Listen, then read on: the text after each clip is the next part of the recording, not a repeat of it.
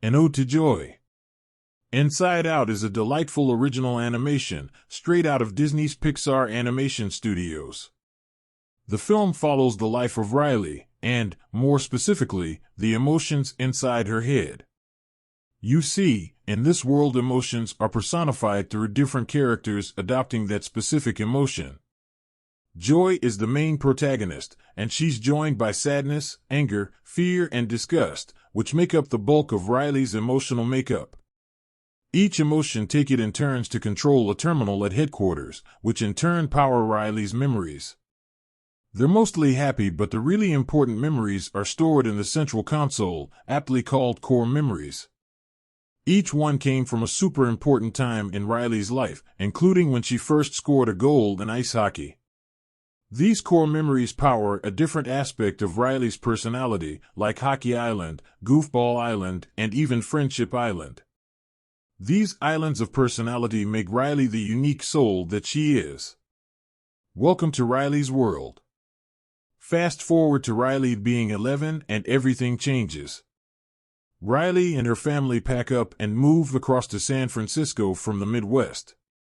There's actually a really nice bit of foreshadowing here with Fear reading the paper. The words future is shaky, perfectly demonstrating Riley's roller coaster ride to come. San Francisco is not the utopia they were hoping for, and even worse, sadness starts to dominate HQ. She touches one of the core memories, turning it sad. Sadness believes that she's losing control, when in reality, she's becoming way more dominant in this story, given Riley's tumultuous state of mind at being uprooted from everything she held dear. Joy continues to dominate the discussion here, determined to push Riley into a euphoric state. That night, while picking a dream for Riley, it's interesting to watch the memories in the background. They're all of fear, disgust, and anger. In fact, there's not a single one for sadness or joy. Pixar's clever visual motifs. It's a lovely visual motif that continues for a while and plays out as a fascinating depiction of how color dominates the way Pixar have crafted this movie. The next day this continues too, both in headquarters and the real world. While joy is over the top and jubilant, the colors inside HQ are dominated by those three colors: fear, disgust, and anger. When Riley starts school, this display of color can be seen through Riley isolated and being the only one wearing yellow. Interestingly, this also hides a t-shirt underneath sporting those three distinct colors: purple, red, and green. Anyway, a new core memory is created by sadness at school, and it causes the headquarters to go haywire. Every island turns off, joy and sadness rush to try and fix the core memories, and end up sucked out of HQ.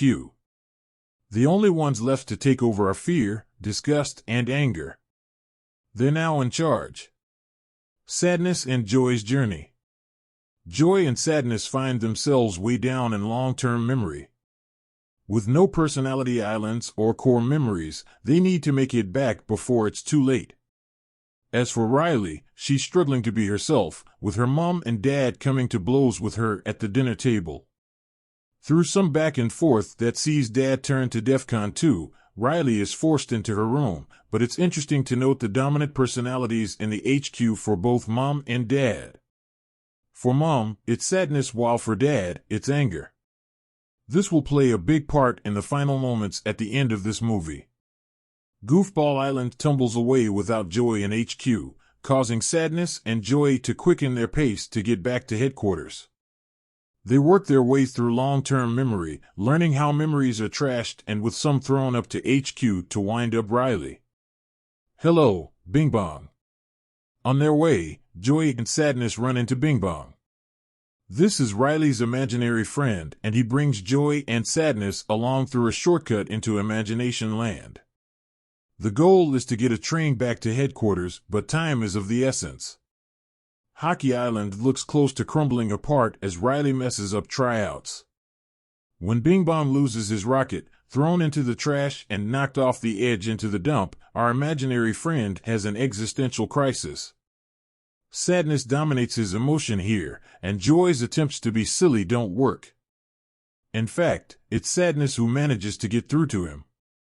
The pair connect together, reminiscing on Bing Bong's best times. Joy, inevitably, doesn't understand how Sadness managed to do this, but she slowly starts to understand the cathartic power that grief. It's here where the movie actually foreshadows the end scene in the movie too, which goes with the moments involving Mom and Dad I mentioned earlier on here, which helps to make that moment all the more powerful as a result. How do Riley and Sadness get back? When Riley falls asleep, everything shuts down, meaning Joy and Sadness are stuck on the train right next to Dream Production. After a little detour through the world of dreams, Riley wakes up and the gang return to the train once more. Meanwhile, fear, disgust, and anger concoct a plan to bust out of San Francisco and run away. The other island starts to tumble apart, and this plan causes the train to fall off track and tumble down to the dump. With no core memories and everything look hopeless, Sadness and Joy head through Family Island as their last refuge to try and save Riley, whose plan to run away could destroy everything. One could look at this as a way of reinforcing the film's central themes, which center around the importance of family and also how, when everything else falls apart, family is the one island of refuge you can fall back to before it's too late. Whether intentional or not, it's still a neat inclusion all the same. Goodbye, Bing Bong. Elsewhere, Joy and Bing Bong fall all the way down into the forgotten depths as the train careers off track. The other memories start to disappear, while Joy experiences sadness for herself for the first time. One of the core memories she touches turns blue, and she sees for herself the power of grief and how an emotion that started as sad soon turned to joy. It's here, right at this moment, where she realizes just how important sadness actually is to Riley's well-being. Bing Bong and Joy both find the earlier discarded rocket and use the power of imagination to make it back, but there's a problem. Bing Bong doesn't make it. In fact, Bing Bong disappears completely, with Riley's imaginary friend lost forever. Joy and Sadness find innovative ways back to HQ, and they both work to fix Riley's emotional core before it's too late. Joy steps back, like a true leader, and encourages Sadness to take the reins. Sadness manages to power on the terminal again, and everything is back in harmony once more. More themes? This is another neat inclusion too, the idea that a true leader can see the error of their ways, step back and allow others to take control, allowing them to lead without coddling or micromanaging them into a secluded circle. Again, it's not one of the dominant themes in this movie, but the parallels to a toxic or harmonious workplace is another clever inclusion from Pixar. Anyway, I digress. Riley rushes back home, and when she steps through the door, her mom and dad are there to greet her. What follows is one of the best moments in this movie and, dare I say, the most emotional segment from any Pixar film bar perhaps Toy Story 3. The dialogue that ensues from here is so well-crafted and perfectly encapsulates grief and how cathartic it can be to have a good cry and just let loose. The team over at Pixar deserve a lot of credit for this because it's incredibly powerful and moving. This is only compounded by Joy handing over the core memories to Sadness, allowing the complex web of emotions to envelop Riley and demonstrate that sadness itself isn't bad. It shouldn't be feared or loathed, but instead embraced. This is something that reinforces those dominant emotions we saw Mom and Sad with earlier in the movie too, the complex emotions they have and how they too have mixed feelings about San Francisco. How does Inside Out end? When a new core memory is created, depicting both joy and sadness together, it starts a chain reaction which powers all the islands back on again, and Riley is back up to scratch once more. With more islands and complex emotions, there's a brand new console too. Lots more buttons are here, including one that says puberty. For now, we cut to Riley over at ice hockey tryouts. But hey, Riley is 12 now, what could happen? Either way, that should get you up to scratch ready for Inside Out 2 coming this June. Are you excited for Inside Out 2?